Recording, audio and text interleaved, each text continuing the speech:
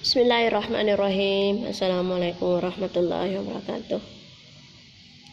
Anak-anakku sekalian, pada pertemuan yang lalu kita telah membahas bagian al-mu'rab. Ya, nah sekarang ini kita akan lanjutkan karena masih ada tersisa pada bagian pertama itu. Namun sebelumnya mari kita sama-sama dulu berdoa untuk mengawali pembelajaran kita ini. Kita mulai. Bismillahirrahmanirrahim. Rabbi syrah li sadri wa yassir li amri wahlul 'uqdatam min lisani yafqahu qawli. Allahumma zidna ilman warzuqna fahman sahihah. Amin. Allahumma amin. Ya, selanjutnya kita akan perhatikan. Ya, dan ingat juga diisi absennya ya. Ya. Pada pertemuan yang lalu itu kita telah membahas qismu yu'rabu bil harakati, yakni perubahan yang melalui dengan baris. Ya, kita sudah bahas itu ada 4, isim mufrad, jamak taksir, jamak muannas salim, fi'il mudhari yang tidak bersambung. Ya, semuanya itu terkadang berubah barisnya memakai dhamma, terkadang berubah barisnya dengan memakai fathah, terkadang berubah menjadi kasrah, kemudian berubah menjadi sukun. Ya, lanjut. Wa haraja an zalika salah satu asya. Ini ada pengecualian pada 3 hal, ada pengecualian. Tadi disebutkan bahwa semuanya itu dirapat dengan dhamma, dinasab dengan fathah, dihafaz dengan kasrah, dan dijasam dengan sukun. Tetapi ada pengecualiannya. Nah, inilah pengecualian yang harus kita perhatikan betul. Jangan sampai bercampur-campur dengan yang tidak masuk dengan yang masuk. Itu perlu diperhatikan ya. Yang mana itu yang dikecualikan? Yang pertama adalah jamak muannas salim. Ya. Pertama yang lalu saya sudah jelaskan bahwa jamak muannas salim itu adalah jamak untuk perempuan, artinya jumlahnya banyak tapi menunjukkan kepada perempuan. Saya kira ini kita sudah bahas pertemuan yang lalu. Itu agak mudah membentuknya jamak muannas salim, yakni dari mufradat itu ditambah alif dengan ta marbuta, itu sudah menjadi misalnya muslimatun. Nah, dibuka tanya baru dirubah menjadi alif, baru ditambah ta marbuta, maka menjadilah muslimatun. Nah, itu sudah termasuk jamak muannas salim. Ya. Jadi ada pengecualian dari hal itu. Yang pertama adalah jamak muannas salim. Berarti jamak muannas salim itu pengecualiannya adalah yunsabu bil kasrati, dinasab dengan kasrah. Kalau tadi pembahasannya disebutkan bahwa kesemuanya itu wa kulluha turfa, perhatikan kembali itu, coba Anda kembali, wa kulluha turfa bid-dhamma wa tunsabu bil fathah. Ya, ini wa tunsabu bil fathah, semestinya itu dinasab dengan fathah. Tetapi ada pengecualian, itu tadi disebutkan.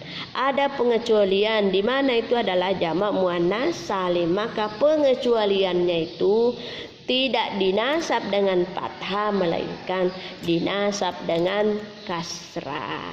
Artinya kasrah itu berbaris di bawah. Misalnya tadi saya sudah sebutkan itu contohnya al-muslimatu, maka jamaknya menjadi al-muslimatu. Nah, bagaimana ini jamak muannas salim itu tidak dinasab itu dengan memakai fathah, misalnya al-muslimata, tidak, tetapi menjadi dinasab dengan kasrah, maka menjadilah al-muslimati. Itulah tadi disebutkan bahwa ada pengecualian.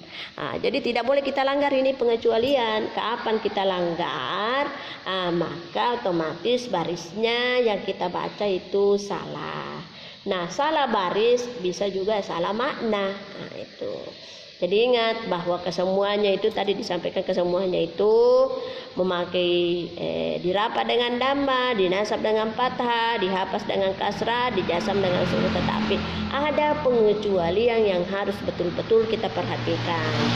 Khususnya yang pertama pada jamak muannats salim, karena ada 3 pengecualian. Yang pertama jamak muannats salim. Jadi jamak muannats salim itu tidak dinasab dengan fathah, melainkan dinasab dengan berbaris di bawah atau berbaris kasrah. Pengecualian yang kedua adalah wal ismul ladzi la yansarifu, yakni isim yang tidak bertasrif. Ya, isim yang tidak bertasrif artinya itu isim tidak mau berubah-ubah. Bagaimana itu pengecualiannya? Yakni yuhfazu bil fathati, ini dihafaz dengan fathah. Kalau tadinya itu keterangan yang sebelumnya menyebutkan bahwa tuhfazu bil kasrah, ya, kesemuanya itu bisa dihafaz dengan kasrah, tetapi ada pengecualian satu.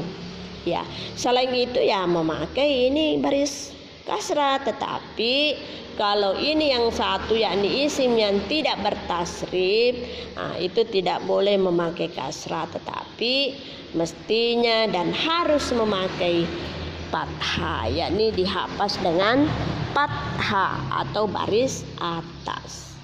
Itu. Jadi ingat itu pengecualian yang harus kita pahami betul, karena jangan sampai hanya kita melakukan sapu rata, artinya kita lihat, kita baca itu yang awalnya kesemuanya ini dirapat dengan dirapat dengan dhamma, dinasab dengan fathah, dihafaz dengan kasrah, dijasam dengan sukun, tetapi tidak memperhatikan pengecualian, padahal ada pengecualian yang harus betul-betul diperhatikan, dan itu harus terlaksana dan tidak boleh diindahkan. Itu tadi ya, jamak muannats salim. Ini ya, kemudian isim yang tidak bertasrif, semestinya itu dihafaz dengan fathah, bukan dihafaz dengan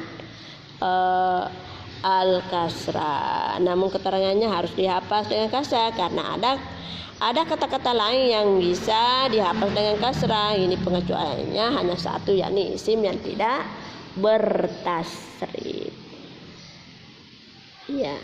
Selanjutnya, karena ada 3, wal fi'lul mudhari'ul mu'tallul akhiri, yakni fi'il mudhari yang mu'tallul akhir. Fi'il atau kata kerja yang sedang berlangsung terdiri dari mu'tal akhir, yakni ada huruf sakitnya pada bagian akhirnya, yakni yujasamu bihasbi akhirihi, yakni ini dijasam dengan membuang akhirnya. Itu dijasam dengan membuang akhirnya. Jadi inilah yang 3 hal yang perlu betul-betul kita perhatikan. Yang pertama, ya, walaupun sebenarnya ini sudah ada ketentuan secara umum bahwa kesemuanya itu dirapa dengan dhamma, dinasab dengan fathah, dihafaz dengan kasrah, dan dijasam dengan sukun, tetapi lanjutannya itu ada pengecualian pada 3 tempat, yakni jamak muannats salim. Jadi harus betul-betul diperhatikan itu jamak muannats salim. Ya, jamak muannats salim.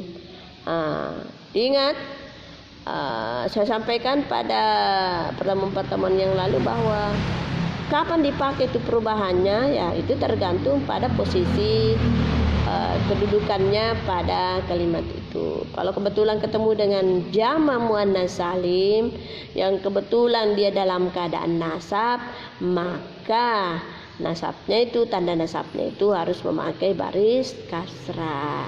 Karena kapan memakai fathah, maka itu otomatis salah. Tetapi selain daripada selain daripada jamak muannats salim apabila dalam keadaan nasab, maka itu memakai nasab dengan fathah. Jadi hanya satu saja pengecualiannya, yang lainnya itu mengikuti pada ketentuan yang ada sebelumnya.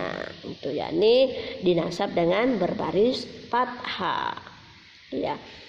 Yang kedua adalah wal ismul ladzi la yansarif yuhfadzu bil fathati. Jadi ini juga termasuk isim. Nah, perhatikan isim. Jadi yang pertama tadi jamak muannats salim berarti isim juga itu. Nah, kemudian yang kedua adalah isim yang tidak bertasrif, dihapus dengan fathah. Jadi dihapus dengan kasrah itu ada banyak juga yang dihapus dengan kasrah kecuali isim yang tidak bertasrif. Jadi ingat itu di antara sekian yang bisa memakai hapus dengan kasrah itu hanya satu saja yang dikecualikan yang tidak boleh memakai itu, yakni ismul ladzi la yansarif, tapi dia mempergunakan dengan fathah, jadi bukan dengan kasrah. Nah, nanti itu kalau disebut kenapa seperti itu, karena dia adalah ismul ladzi la yansarif. Itu kenapa misalnya itu memakai fathah, karena dia isim yang tidak bertasrif. Selain daripada itu ya kesemuanya boleh memakai dengan hapus dengan kasrah. Hanya satu saja ini yang tidak bisa. Ya. Yang ketiga adalah fi'il mudhari yang muttalul akhir. Sama juga dengan ini. Hanya yang dikecualikan adalah fi'il mudhari yang di mana huruf terakhirnya adalah huruf sakit, ya. Karena huruf sakit itu ada 3, ada yang menempati di awalnya, ada yang menempati pada pa-nya, ada yang menempati pada MPI-nya, ada yang menempati pada lam-fi'ilnya. Nah, jadi hanya pengecualian di sini ini yang tinggal pada bagian akhir itu lam-fi'ilnya. Jadi bagaimana itu? Yujasamu bihasbi akhirih, yakni dijasam dengan membuang akhirnya. Jadi tidak memakai dengan sukun, tetapi membuang dengan akhirnya. Misalnya yarmi, dibuang itu barisnya, barisnya dengan bagian akhirnya, ya, baris bagian akhirnya, maka menjadilah yarmi. Kapan itu dibuang? Kapan itu dibuang, dipakai pengecualian itu apabila fi'il mudhari yang mutalir di akhir itu adalah fi'il mudhari yang huruf akhirnya adalah huruf sakit, itu didahului dengan huruf jasam. Misalnya lam, gitu ya, lam baru ditambah fi'il mudhari yang mutalul akhir. Tadi saya sebutkan yarmi, mi ya-nya itu ya, ra mi baru ya mati. Yarmi itu yang dimasuk huruf akhirnya itu adalah huruf sakit, huruf mutal. Apabila ada lam di depannya, maka itu terbuang itu. Lalu kita baca lam yarmi. Tidak bisa lagi panjang yarmi karena kita sudah baca itu. Jadi tanda jasamnya di sini adalah membuang huruf akhirnya, membuang huruf mutalnya, itu yang sakit tadi, huruf sakitnya yang tadi itu dibuang. Nah, jadi inilah yang menjadi hal yang harus kita perhatikan dalam hal pengecualian daripada tanda i'rab yang melalui dengan harakat, karena memang tanda i'rab itu ada 4, yang rafa, nasab, hapus dan jasam. Nah, disebutkan lagi di sini, diperincikan lagi di sini bahwa dirafa dengan dhamma, dinasab dengan fathah, dihapus dengan kasrah, dan dijasam dengan sukun. Nah, dari 4 ini itu semuanya bisa pakai kecuali itu tadi ada pengecualian 3, yakni tepatnya pada jamak muannats salim karena harus semestinya memakai dengan nasab fathah, tetapi karena dia masuk pada bagian pengecualian maka dia memakai kasrah dalam keadaan nasab. Bila dalam keadaan nasab maka dia memakai kasrah. Yang kedua adalah ismul ladzi la yansarif, yakni isim yang tidak bertasrif. Itu semestinya memakai dengan kasrah, tetapi karena dia tidak bertasrif, tidak bisa berubah-berubah, maka dia memakai fathah. Kemudian yang ketiga adalah fi'il mudhari yang sakit huruf terakhirnya itu dibuang dalam keadaan dijasam. Jadi tanda i'rabnya di sini adalah membuang huruf ilat yang ada pada bagian akhirnya. Baiklah anak-anakku sekalian, kita kembali mengkaji, mensinkronkan dengan pertemuan yang kemarin itu atau pada pertemuan minggu yang lalu bagian al-mu'rabatu. Jadi saya akan simpulkan dari pertemuan itu dengan pertemuan yang sekarang adalah al-mu'rabatu terbagi 2, yakni qismun yu'rabu bil harakat, itu yang sudah kita bahas. Kemudian yang bagian yang kedua adalah qismun yu'rabu bil hurufi. Nanti pada pertemuan berikutnya kita akan bahas lagi itu bagaimana perubahan yang melalui dengan huruf. Nah, ini yang sudah kita bahas adalah perubahan yang melalui dengan baris, di mana perubahan yang melalui baris itu ada 4, yakni isim mufrad. Ya, isim mufrad itu adalah isim yang menunjukkan kata benda yang menunjukkan satu, misalnya al-madrasatu. Tadi dibahas juga, telah disampaikan juga bahwa kesemuanya itu turfa'u bidamma. Jadi isim mufrad ini bisa memakai dhamma, misalnya al-madrasatu, satu sekolah, al-madrasatu. Bisa juga al-madrasata, bisa juga al-madrasati. Ini isim karena tidak boleh kita memakai jasamnya, karena pada awal tanda i'rab itu ada 4 itu isim itu hanya masuk pada 3, rafa, nasab, hapas, tidak masuk pada jasam. Itu 3. Fi'il juga itu meliputi 3. Jadi inilah realisasinya, diperletakkan bahwa itu isim itu hanya masuk pada 3 bagian dari perubahan yang melalui harakat itu ada 4 bagian. Yang pertama adalah isim mufrad. Karena kita berbicara isim maka hanya memenuhi 3 saja tanda i'rab, yakni tanda i'rab rafa. Jadi bisa kita al-madrasatu kalau kita baca atau ambil contoh dengan memakai tanda rafa dhamma al-madrasatu. Kemudian watun saubil fathati, yakni al-madrasata.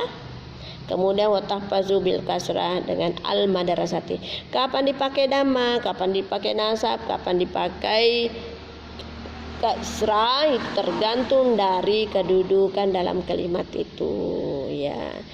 Salah satu contohnya memakai mufrad itu, isim mufrad itu memakai tanda dhamma karena dia mubtada. Misalnya al-masjidu kabiratun. Al-masjidu ini adalah mubtada, kabiratun juga adalah mubtada khabar, ya. Jadi tergantung dari kedudukan kalimat atau posisi dalam kalimat itu. Yang jelasnya yang harus Anda pahami bahwa itu isim mufrad berhak memakai tanda rafa dhamma.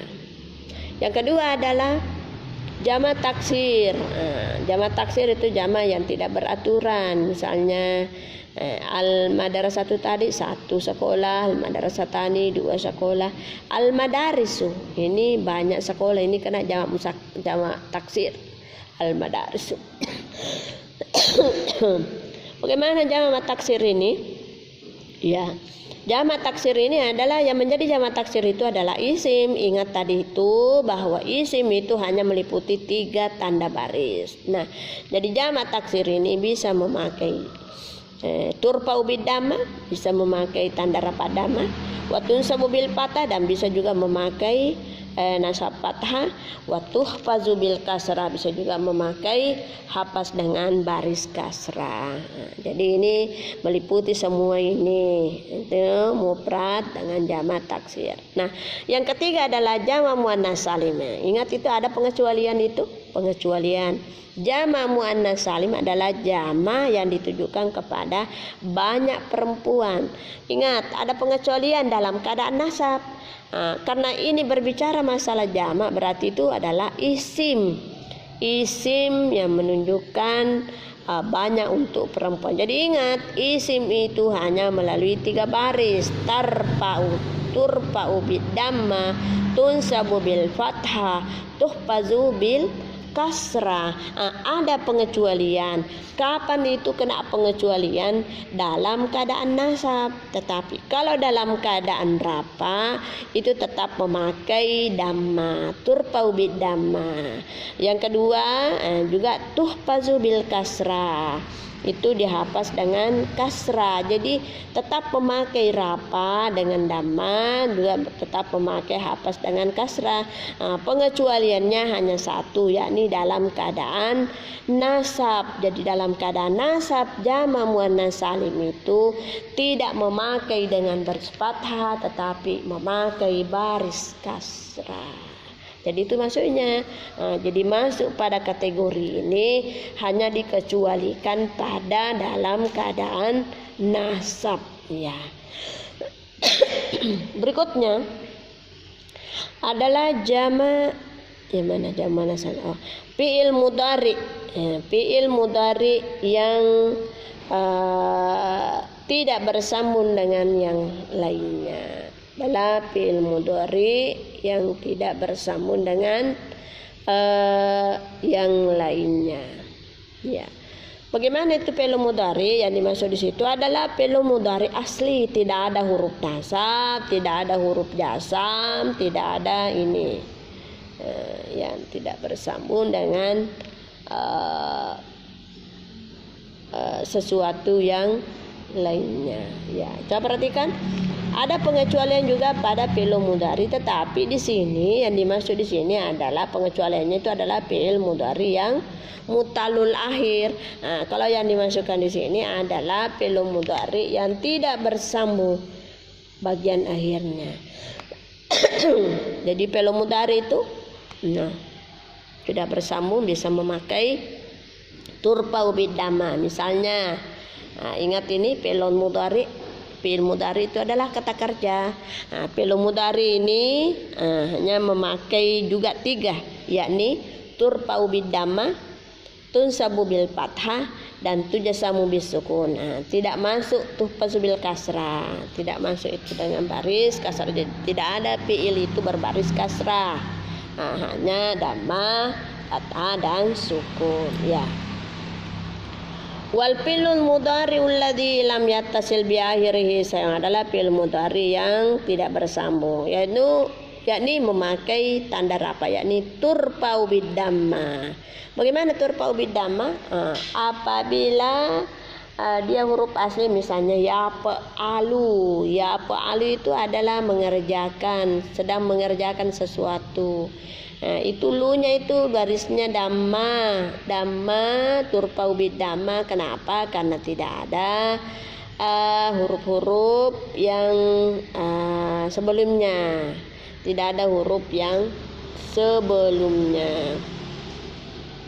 Kemudian watun sabu bil fathah, watun sabu bil fathah ini berubah batun sabu bil fathah, yakni berbaris fathah. Kapan berbaris fathah itu fi'il? Apabila ada huruf nasab di depannya.